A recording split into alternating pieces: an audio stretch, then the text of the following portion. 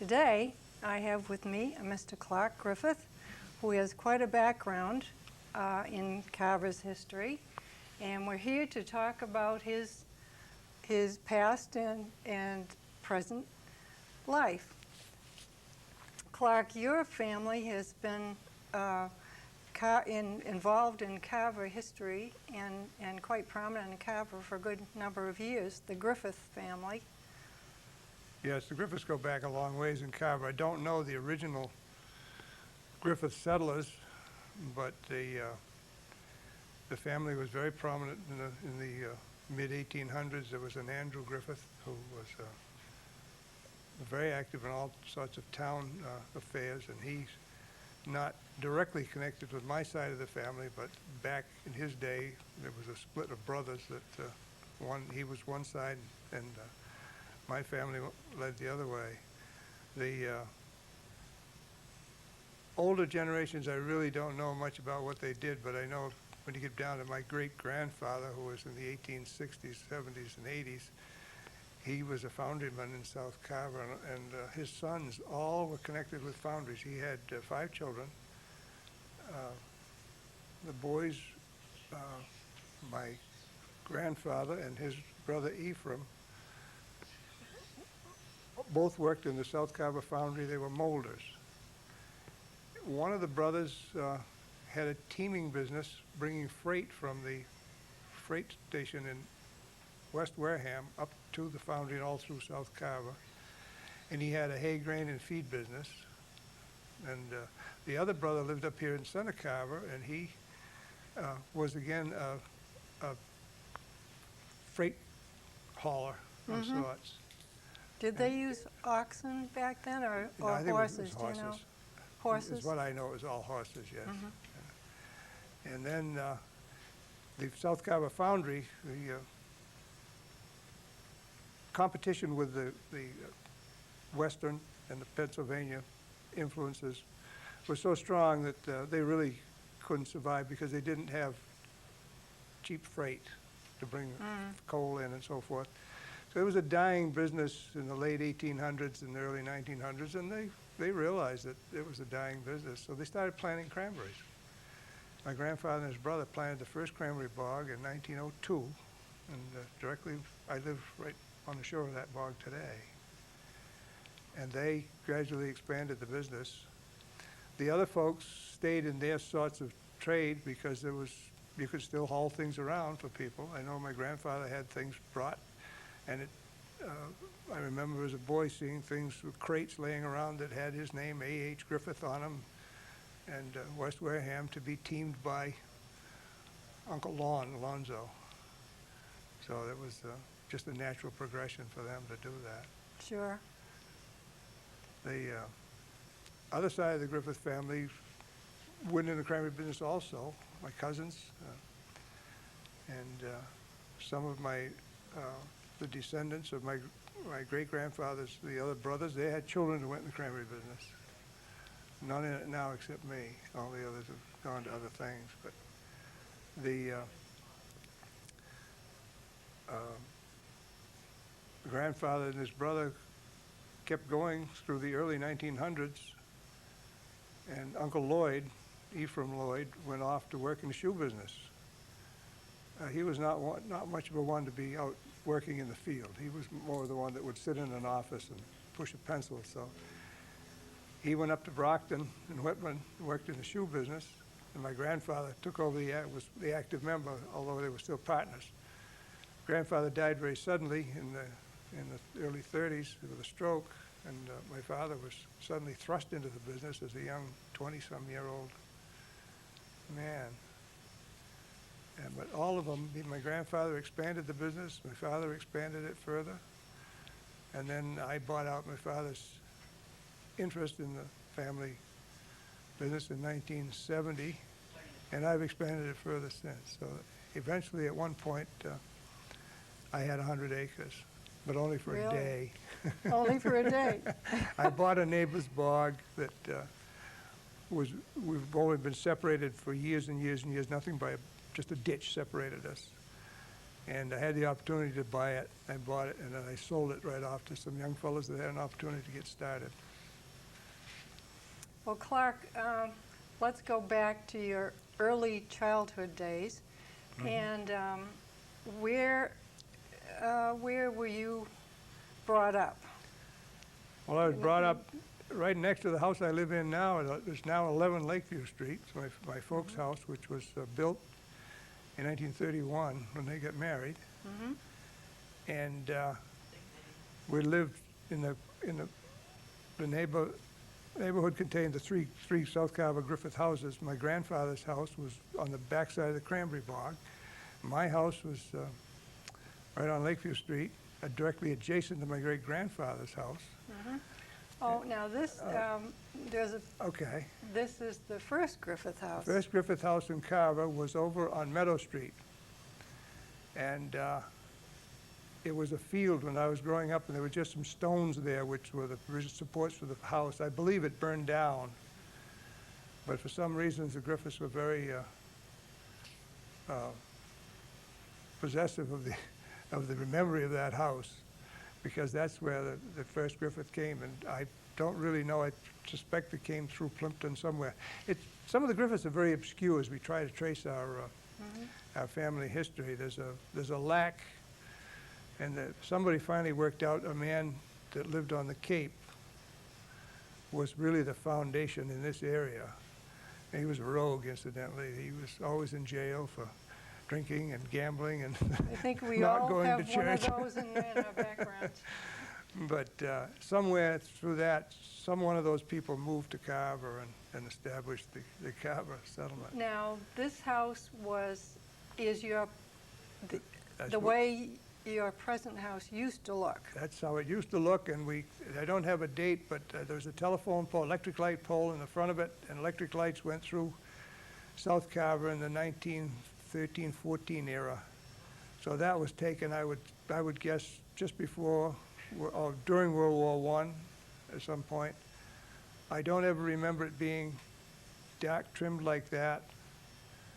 And that big evergreen tree, the spruce tree or fir tree in the front, I don't ever remember that, so it was not there. But that is as it looked after my grandfather purchased it. He didn't build it. My great-grandfather, he bought it in 1872. And on the right-hand side, there's what is the woodshed, and he filled in the gap between that woodshed and the house by creating another room. And that became his kitchen because he had such a big family.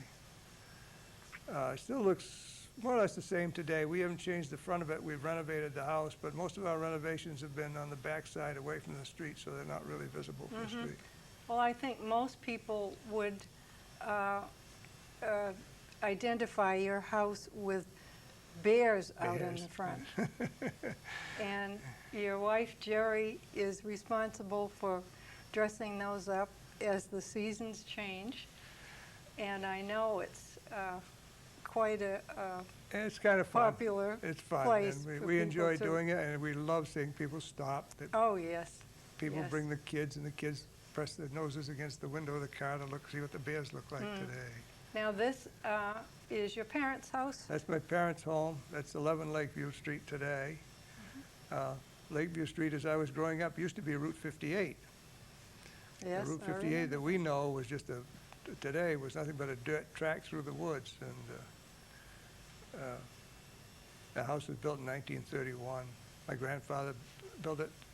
Believe it or not, he paid a rather high price for it. He paid $2,300 to build that house in 1931 as a wedding present from my folks. It's amazing. It really is In when contrast to you what see the We pay What- today. yeah, for what you would homes. pay today to get a house done. Right. That was a typical bungalow of the 30s. And mine, I guess, was typical of the 1860 area, built 1861 by a man named Benjamin Hollow from Middleborough, and I keep finding other homes in Carver that were built by Benjamin Hollow. So, Now, these are your parents? this is my father and mother, the father on the left, Carol, and my mother, Hattie. This was their 50th wedding anniversary in 1981. This is in my home. Father he'd had a series of heart problems. He wasn't really well, and he died about a year later after that. Mother's still alive. She's 100 years old. That's amazing. She is. She's very amazing. She, unfortunately, she's senile, and we don't have meaningful conversations, but she drags herself around in a wheelchair, keeps very active, eats everything that's put in front of her, and I'm quite sure she's going to live at least 101 at this point. Probably. She was very active in affairs in South Carver. She was a school teacher. She was a Sunday school teacher. I can remember her doing dramatic readings Absolutely. at different affairs. And there's a picture of her, there's an article about her, and describing all the different things that she did in the community. Mother was a great person to be active in many organizations, active in the church and the Grange, and I could probably, there were others I don't recall in the moment, but when she saw a need, she'd organize a group to go and take care of that need in some way. Yes. And she was a great one for just organizing affairs, because there was no TV and things like that. We made our own fun. In the summertime, she'd be one to put together a lawn party, or somebody was having a major birthday or something like that. She'd make sure that everybody was organized. And she was always very caring of people in the village. There were lots of widows when I was growing up. Men died young in those days. So Mother would be a great one to make sure that this one or that one always had a birthday party or was invited somewhere for a holiday meal so they wouldn't have to sit at home alone. Oh, yes. Those sorts of things. She was well loved and respected in the community, Clark. And she was very active in the Methodist Church as well. And I went to Sunday school there, and you did. And I did. I have a pin at home that says I had 14 years of perfect attendance. I suspected that probably one of the major reasons is that Mother was superintendent of Sunday school. She came from East Rochester, New Hampshire, and she was very active in the Methodist Church up there. When she finished her normal school training to be a teacher, she came to Marion. And then she taught in Marion for 1 or 2 years and then moved up to Wollaston and taught up there. And my father met her in Marion when she was a teacher through the Grange, going to various Grange meetings. And he got sick of driving up to Wollaston. In those days, it was a long ride. yes. And so he said, I guess we better get married. She came down here and pitched right in with the activities that we've been talking about. And she was very, very supportive of the church. She worked hard to keep the church going, even as membership declined. The population of Carver got down very low in the 50s, and it was difficult for all the churches to function. So she was one of the kingpins of the merger to form what we today have the United Parish, Congregationalist Baptists and the Methodists. Now, the Grange Hall today is now the Faith Baptist Church. Faith Baptist Church. But that's the way it looked as I recall it. And although I think this must have been taken after the hurricane of 1938, which took down the grove of trees to the left. Took down quite a few of them, and then the hurricane of 1944 took some more, and finally the two back-to-back hurricanes in 1950, Carol and Edna, absolutely devastated. There was no grove left at that point, so that the pines suffered, as they did up here in Santa Carver in the Shirtliff Park too also. But they've grown up now. We have a grove again down there. But the Grange was a very much a cultural center for South Carver.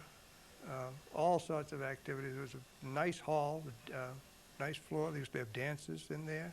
And the cellar was rigged up with a kitchen and tables so you could have suppers. We could, I think if I remember, we could serve somewhat over 100 people comfortably down there. And once a year that I remember, there used to be a clam bake in the grove next door in the summertime. And the church would put that on, but would use the Grange facilities in order for the kitchen and whatever was needed that way. The Grange was a very important part of South Carver. Certainly was, and a good many communities, small communities, the Right. Grange and Yeah, the absolutely. church were the centers of the social life. You and I both attended this place. Ben Ellis School, right, 1932. The old school burned down and it was opened up. Where I live today, my great aunt lived there and she boarded Miss Nellie Squire, who was having her first teaching job, and she was going to be my first grade teacher. Seth Callio and I got locked out the first day of school. Really? These two little kids out on the back step. We didn't have any idea what was going on. We couldn't open the door to get in. And Miss Squire began to wonder where I was, and she just got curious and came out and looked out the door and peeked down. There were two little boys sitting on the step locked out. But we went there for the first 4 grades of school. And of course, Ben Ellis School is still functioning. Doesn't look much different than that picture either. No, it doesn't. And then the next school from there, the grammar school, where we went from the 5th to the 8th grade. 5 through 8. 5 through 8. Right. That, I believe, is a picture of the way it looked when it was the high school. High school. It changed a little bit. There was just another addition put on that looked essentially the same, joined together in the middle by a room, which my mother, when she went back to teaching, when I got to be, I guess, in the 5th grade, she decided to go back to teaching. She taught what used to be called home ec. And that was in a room that joined the two halves of the school together with a separate classroom. People don't often believe us, but we have to say that the John Carver School opened in 1951 or 2, It was and 52. those that went to the old so-called center school had no indoor plumbing even at that time. I recall that very well, particularly on a those cold winter's days. Cold winter's day, right, right, yeah. Well, we had a good education. I went on to Plymouth after that. We were tuition students in the 9th grade in Plymouth, and then we moved to the high school, which was a 3-year high at Plymouth High. And we, coming from Carver, didn't have a bit of a problem. In fact, in some ways, some courses we were ahead of the Plymouth kids. Yes. We held our own. Yes, we did. We held our own. We're going to take a short break now, but we'll be back.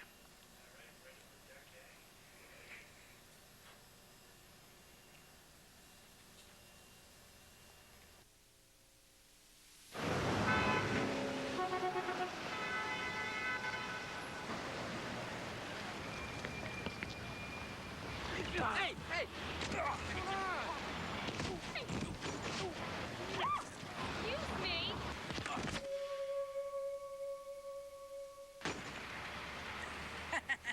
Your local library has all the information you need, and some you don't.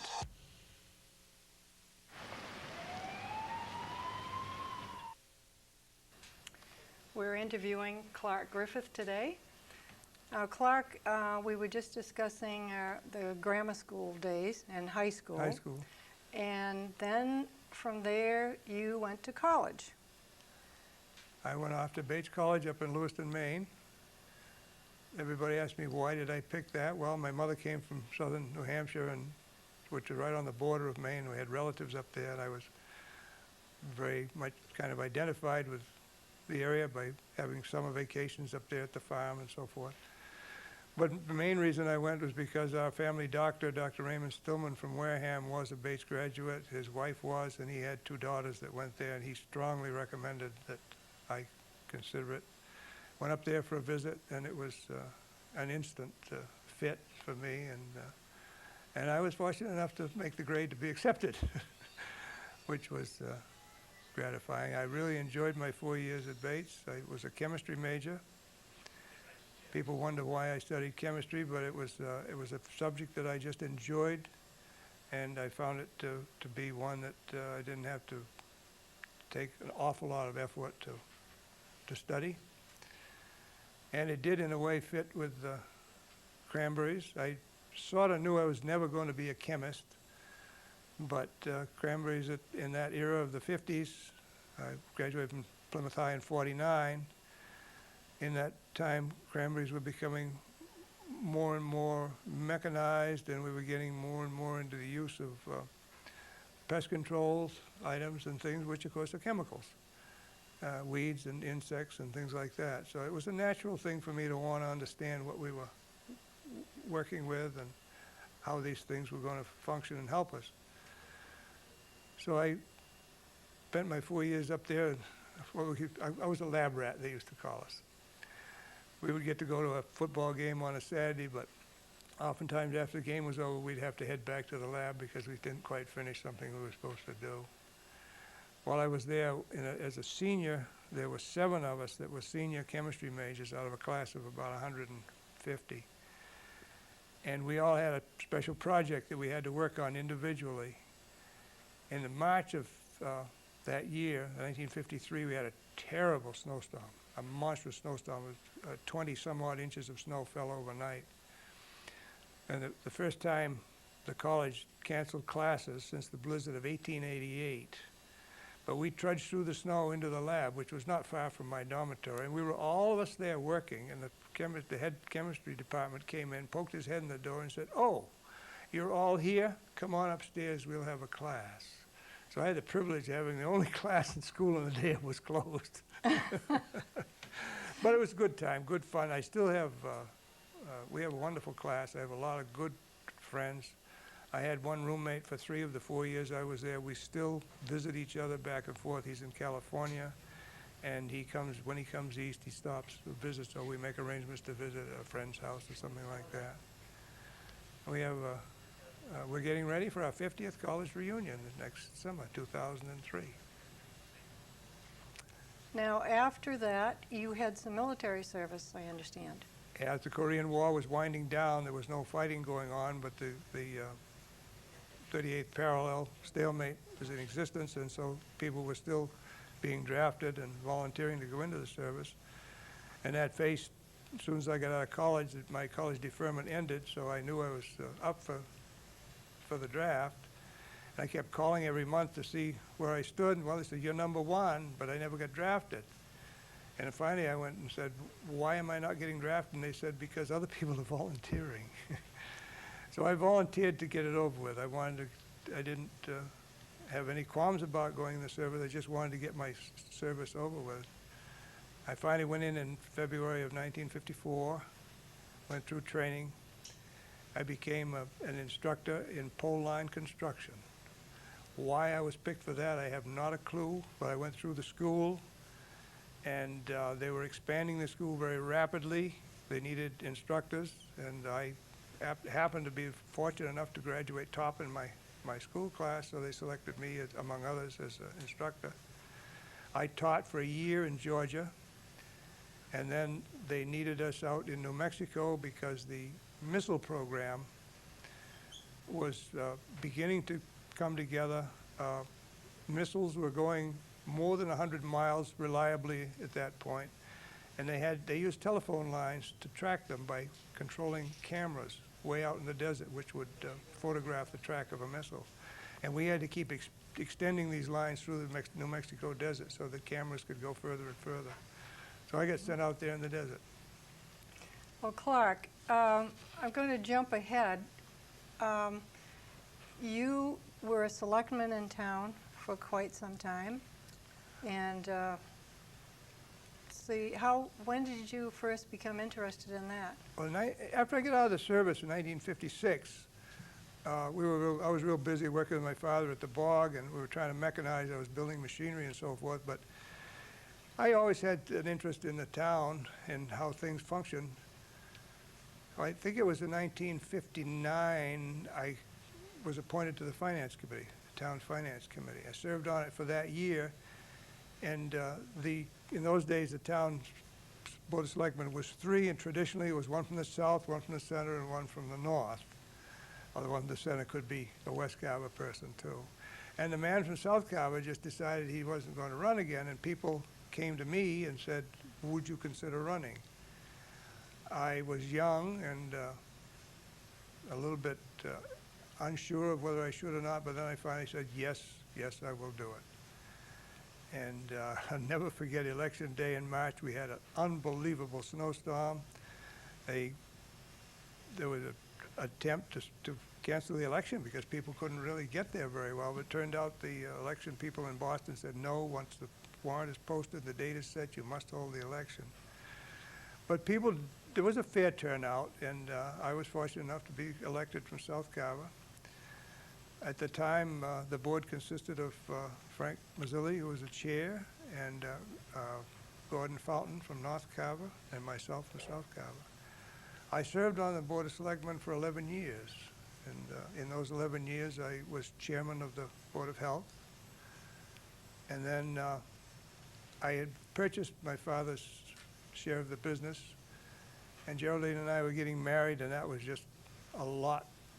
And the town business was becoming more and more complex, so that I felt the need to leave the board and let somebody else that had more time do it. However, a year later, the town was creating its Board of Public Works, and by then I had gotten some of my projects completed, so I volunteered to go on and be one of the original commissioners on the Board of Public Works. I stayed there 9 years, and that gave me a total of 21 years of service to the Well, town. Clark, our time is going so quickly, and I want to get a little bit into your cranberry business. We have some beautiful pictures of harvesting cranberries down next to your house, and I believe there's a picture of that's the picture of your house with cranberries? That's my house with the cranberries floating in the water. I believe that's the picture that's on the Carver website today.